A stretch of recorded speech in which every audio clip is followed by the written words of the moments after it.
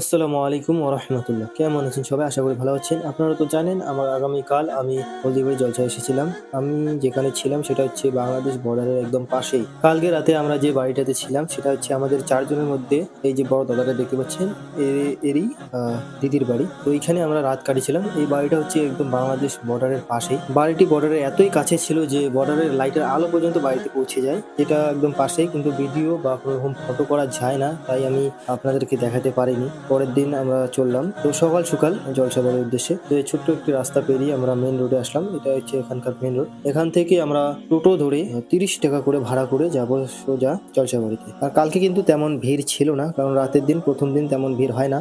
আর আজকে হচ্ছে দ্বিতীয় দিন, মানে দোয়ার দিন। আজকে হবে দোয়া, লাস্ট দোয়া, আখেরি দোয়া। তো এই দোয়ায় শরিক হওয়ার জন্য বিভিন্ন জায়গা থেকে লোক ছুটে আসে সকাল সকাল। আর এত ভিড় হবে আমি ভাবতেও পারিনি। আর ভিড় সঙ্গে এমন যে রাস্তা জ্যাম, পুরো জ্যাম, হেঁটে যাব এরকম কোনো পরিস্থিতি নেই। আর আমরা কিন্তু সকালের খাবারটা খেয়ে এসেছি, তাই আমাদের অত খিদে পায়নি। কিন্তু এখানে ঘুরতে ঘুরতে কখন জানি 2টা বাজলো আমরা বুঝতে পারিনি। তো এখন আমাদের সবাইকে আর কি খিদা পাইছে, তাই আমরা খাবার জন্য চলে আসলাম দোকানে।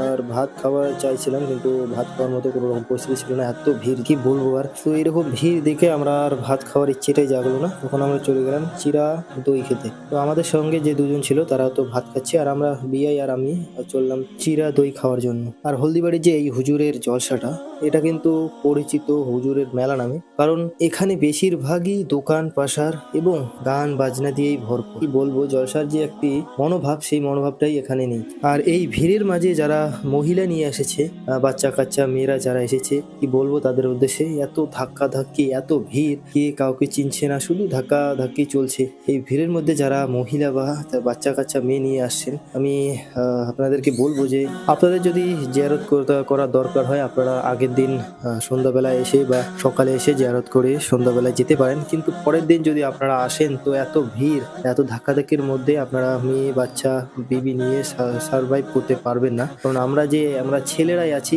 একজন করে, আমরা নিজেই সার্ভাইভ করতে পারছি না। কোন সময় কে যে কোন দিকে হারিয়ে যাচ্ছে আমরা নিজেও বুঝতে পারছি না। আমরা জানি এটি একটি পবিত্র জলসা, আর জলসার মধ্যে এমন এমন জিনিস এসেছে যেটা বলার ভাষা নয়, কারণ ইসলাম জুয়াকে কখনো প্রশ্রয় দেয় না। তবু এখানে যেখানে সেখানে ঝান্টি-মুন্টি, জুয়া এবং গান বাজনা চলতেই আছে। নানা রকম পুতুল, ছবি, মূর্তি, এগুলো ব্যবসা চলছে। বন্ধুরা, এখানে কিন্তু আমি কাউকে ছোট করছি না, আমি শুধু এটাই বোঝাতে যাচ্ছি যে এটা কমিটির একদম ব্যর্থতা। কারণ কমিটির ব্যর্থতা না হলে এরকম অবস্থা, এরকম পরিবেশ তৈরি হবে না। যদি কমিটি চায়, এর থেকে ভালো আয়োজন করতে পারে। কারণ এখানে মেন উদ্দেশ্য হচ্ছে হুজুর সাহেবের মাজার জিয়ারত এবং শেষ মোনাজাত। এই দুটি হচ্ছে মেন উদ্দেশ্য। এই উদ্দেশ্য যদি মানুষ ভালো করে পালন করতে